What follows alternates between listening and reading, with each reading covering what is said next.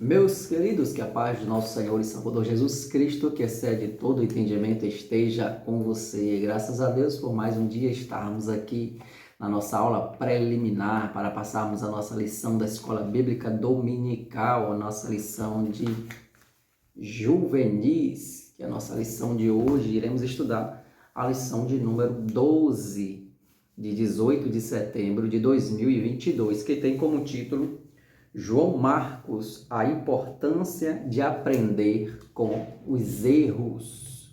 Não sei se vocês conhecem quem é João Marcos, quem foi João Marcos. Nós iremos aprender um pouquinho sobre a história de João Marcos no dia de hoje e ver seus erros e a importância de a gente aprender com os erros. Desde já peço as orações dos santos, pois acreditamos que a oração do justo ela pode muito em seus efeitos. Continue orando por nós, para que possamos aqui toda semana estar trazendo um resumo das lições da Escola Bíblica Dominical. Peço também a você, se inscreve aí no canal, você que está assistindo aí agora, se inscreve aí no canal, deixa o seu legal, compartilha, comenta também, para que juntos possamos propagar a palavra do Senhor. Vamos ver aqui o texto base que nós iremos estudar é Atos capítulo 13, dos versículos de 1 a 13. Interessante que você acompanhe, que você possa fazer esta leitura. O primeiro tópico diz assim: quem é João Marcos? Começa com a pergunta: quem é João Marcos? Não sei se você sabe quem é João Marcos, então se você souber, dá uma pausa aí e começa a responder quem é João Marcos. Então, vamos lá. João Marcos, comumente chamado de Marcos, é o autor do Evangelho. Você vê lá o Evangelho de Mateus, Marcos, segundo Evangelho, Mateus, Marcos, Lucas e João. Então, esse Marcos do segundo Evangelho é ele que nós iremos estudar, dele que nós iremos falar no dia de hoje. Nosso irmão Marcos. Vamos ver quem foi Marcos. Marcos foi discípulo de Jesus. Muitas pessoas às vezes confundem que quando lembra ali dos evangelhos de Mateus, Marcos, Lucas e João, pensam que todos foram discípulos de Jesus, mas não foram todos esses quatro que foram discípulos de Jesus. Exemplo, Mateus foi discípulo de Jesus, cobrador de impostos, chamado seu nome Levi, Mateus. Marcos não foi discípulo de Jesus, não andou ali com Jesus junto com os 12. Marcos não estava junto. Lucas também não estava ali junto com os discípulos de Jesus. Lucas também não foi um dos 12 discípulos de Jesus. E João, sim, João foi o discípulo de Jesus que andou ali com os 12, João. Mas Marcos e Lucas, não. Então, esse Marcos, que é o mesmo João Marcos que nós, ora, falamos aqui. Ele escreveu o Evangelho de Marcos. João Marcos era um cristão do primeiro século, filho de uma mulher chamada Maria, aliás, sua mãe, conhecida como Maria. Ele era companheiro dos apóstolos e primo de Barnabé. Olha que informação interessante aqui. Marcos era primo de Barnabé. Colossenses 4:10. A casa da sua mãe era uma espécie de local de reunião da igreja primitiva. Atos 12:12, quando todos estão reunidos ali na casa de Maria, mãe de João Marcos. Sua história é marcada pela mentoria de Barnabé, que não o descartou como preferia o apóstolo Paulo. E a gente vai ver ao longo aqui da lição o que foi que aconteceu, o porquê desse descarte, né, do apóstolo Paulo e o não descarte de Barnabé. Sabemos que Barnabé significa filho da consolação. O segundo tópico: queimando a largada. Esse trecho aqui do segundo tópico, queimando a largada, é daquelas corridas nas Olimpíadas. A gente vê quando ele começa a largada, dá aquele tiro para cima, é onde se inicia a largada da corrida. Mas tem muita gente que antes dele dar o toque da largada, muita gente já sai na frente. Então, queimou a largada e tem que voltar de novo para esperar o aviso para que todos saiam no mesmo horário. Então, isso aqui que significa o queimou a largada. João Marcos é mencionado como um companheiro de Barnabé, companheiro dos apóstolos, que estavam juntos em Atos 12, 25. Esse jovem os acompanhou em sua primeira viagem missionária. Acompanhou quem? Paulo e Barnabé, na sua primeira viagem missionária. Porém, foi exatamente durante esta viagem que, quando João Marcos chegou em determinado lugar, mais os apóstolos, João Marcos, ele então deixou de seguir os apóstolos e voltou para Jerusalém. Quando os apóstolos estavam lá seguindo a viagem missionária, João Marcos achou melhor, não, eu vou voltar. A Bíblia não nos esclarece o porquê que ele voltou. Mas João Marcos resolveu voltar. Não, eu não vou acompanhar vocês nessa viagem, não, vou voltar. E aí voltou. Então, quando ele volta, ele deixou Paulo e seus companheiros e voltou para Jerusalém. Atos 13, 13. No contexto de uma corrida, como já falei, a largada, né? Ele queimou. Então, na mesma hora, se inicia novamente.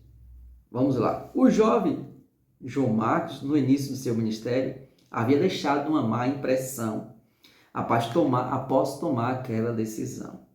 Apesar de inúmeras justificativas possíveis, fato é que abandonar, olhar para trás, retroceder, são decisões pessoais e intransferíveis. E talvez isso explique a resposta de Pedro diante da proposta de Jesus deixar o mestre. Quando as pessoas estavam deixando Jesus, Pedro então falou: Senhor, estão te deixando. Jesus então disse para ele: e você? Quer ir também com eles? Pedro então, de imediato, responde: Senhor, para quem iremos nós? Só tu tens palavras de vida eterna. Então, quando os apóstolos estavam ali na sua primeira viagem missionária, João Marcos resolveu voltar, retroceder. Mas nós não sabemos o motivo que levou a fazer isso. Entretanto, na obra de Deus, a gente sabe que, não se levando de um contexto geral, eu não vou falar do contexto específico de João Marcos, mas no contexto geral, não lhe é permitido, posso até dizer assim, retroceder, olhar para trás. O Senhor Jesus, ele nos ensina assim: aquele que olhar para trás não é digno, aquele que retrocede não é digno, aquele que, como aqui deixou aqui o irmão, aquele que toma essa decisão de não querer mais continuar, de desistir. Então, esta decisão, retroceder, olhar para trás, abandonar, então não é uma boa decisão, não é uma decisão assertiva. Quando o Senhor Jesus ele fala isso, quem colocou a mão no arado e olha para trás não é digno do reino. Jesus quer dizer o quê? Não, aquele que começou tem que ir até o fim, tem que terminar. E a Bíblia registra assim: sede fiel até o fim. Permanecer firmes até o fim. Então não se pode retroceder. E causou uma má impressão no momento que João Marcos ele deixou de seguir os apóstolos. O tópico 3. Quem é um caso perdido? Nesse ponto aqui, Barnabé não se pôs a ideia. Quando Paulo ele chama Barnabé, depois que Paulo e Barnabé retornaram da sua primeira viagem missionária, Paulo então chama Barnabé e diz assim: olha, vamos voltar nas igrejas que passamos, que estabelecemos, para ver como é que estão os irmãos. Barnabé, então, de prontidão, vamos, Paulo, estamos juntos. Mas, Paulo, eu quero levar João Marcos com a gente. Então, de imediato, Paulo, não vamos levar João Marcos. Porque João Marcos, ele nos deixou naquela primeira viagem. Ele olhou para trás, ele retrocedeu. Talvez não seja muito bom a gente levar ele. Eu discordo, Barnabé, de você. Porque talvez que ele impeça, que seja um impedimento para o propósito que Deus tem na minha vida para levar o evangelho. Eu quero ir, talvez ele seja um impedimento. Ele não contribua, ele não ajude, não quero levar ele não. Entretanto, do outro lado, Barnabé falou, ô Paulo, eu acho interessante levá-lo. Ele então, vamos fazer assim, Paulo então seguiu com Silas para aquela sua volta, novamente, e para Sicília, que Paulo seguiu com Silas para Síria e passou também pela Sicília, fortalecendo as igrejas, e Barnabé navegou com o jovem João Marcos rumo a Chipre.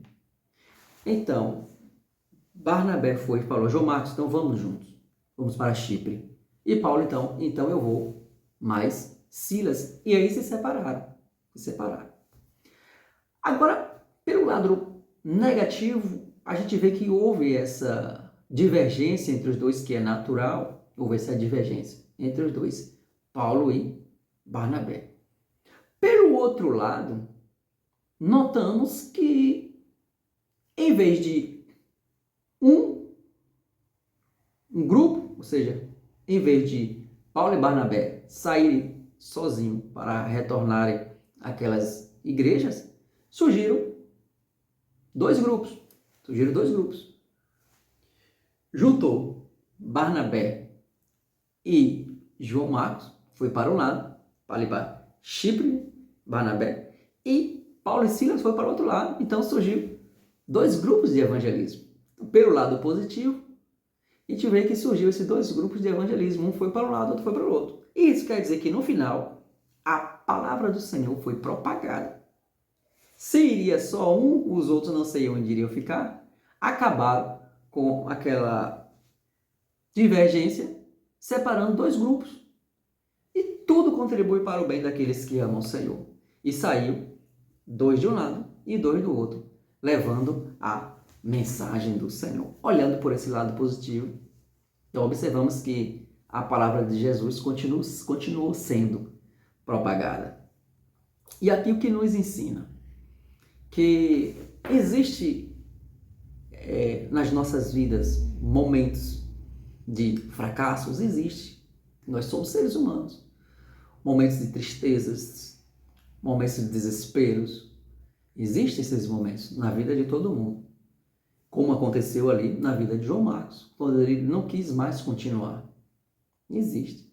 Mas, o que devemos ver é que ali não terminou. Ele desistiu, mas enquanto a vida, ele tinha ainda a oportunidade. Aí a gente vai ver no tópico 3.1, diz assim, a esperança. Não devemos tentar procurar razão nos posicionamentos de Paulo e Barnabé. Paulo, ele sabe que ele investiu seus recursos, suas forças para disseminar o evangelho.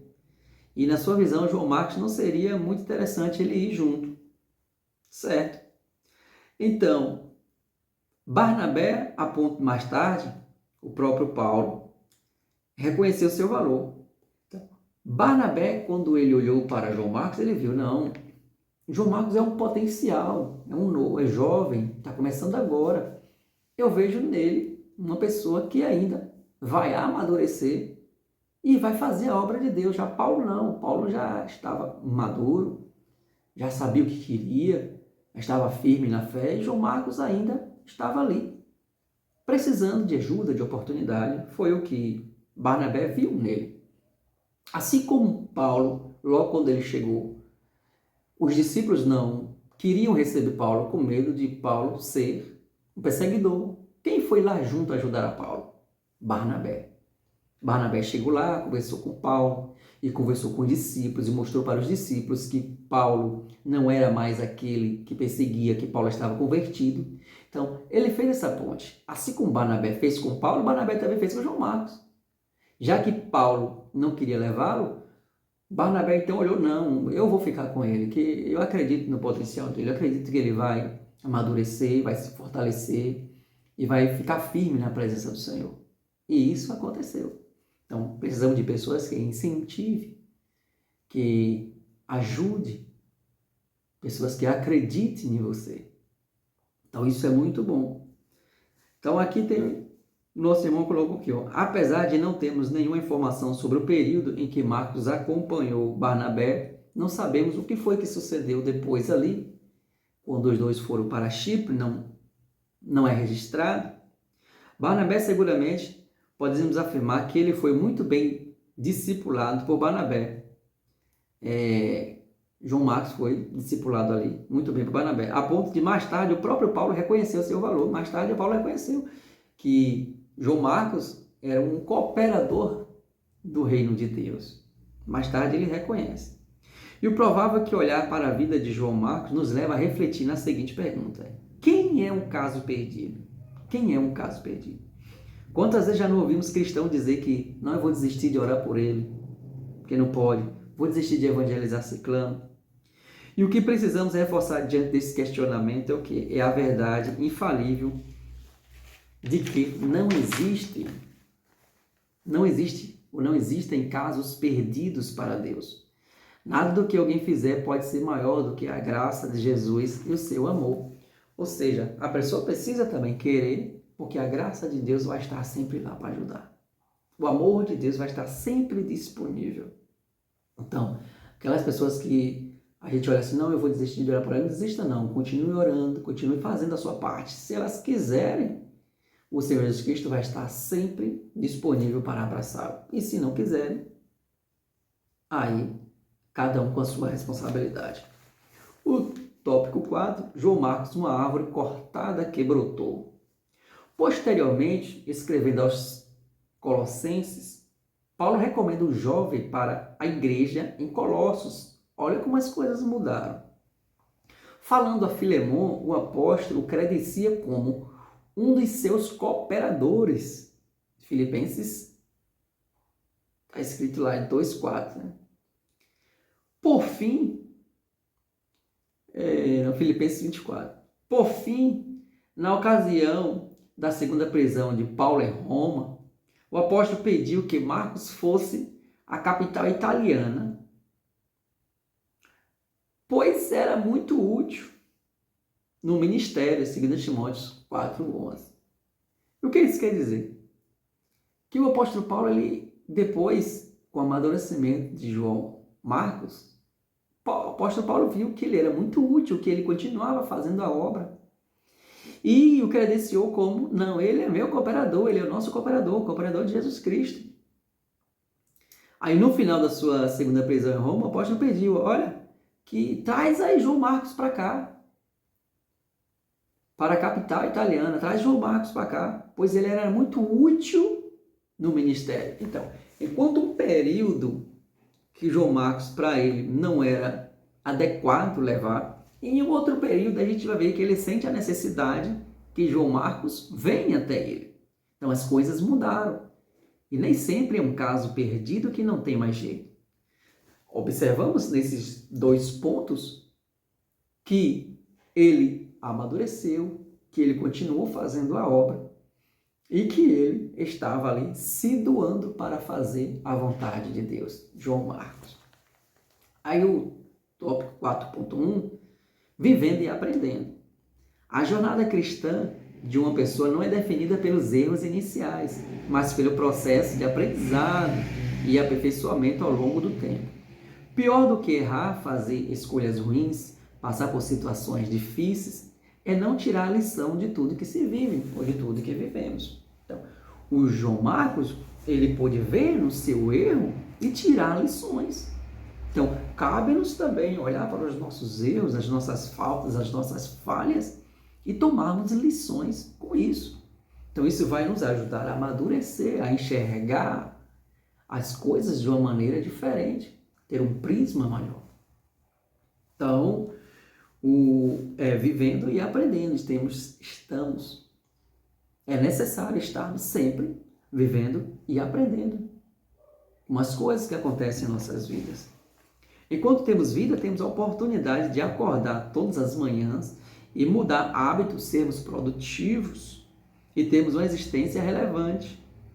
Enquanto a vida, nunca é tarde para mudar a nossa própria história e a de outros. Quando eu tenho uma oportunidade, dá para eu reconhecer o meu erro e fazer diferente.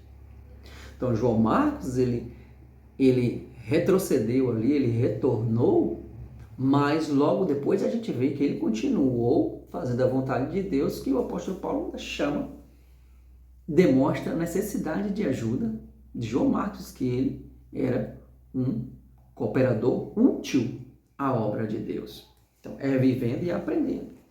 O outro ponto aqui, 4.2, o que te define? A história de Marcos não tem um fim quando ele decide abandonar os apóstolos na primeira viagem missionária. Os erros não é uma solução, mas encará-los e aprender com eles é libertador. João Marcos poderia ser lembrado como o desistente, mas terminou como um cooperador muito útil. E você, o que lhe define? Então, se João Marcos, logo após Paulo dizer, não, nós não queremos, eu não quero que você vá comigo, você retrocedeu naquela primeira vez. E se João Marcos fica com aquilo na mente e diz, eu não quero mais não, eu não vou mais não, e ele ia ser reconhecido como o desistente. Quem era João Marcos? Aquele que desistiu da obra. Quem era João Marcos? Não aquele que estava servindo e depois retrocedeu. Quem era João Marcos? Não aquele que resolveu olhar para trás.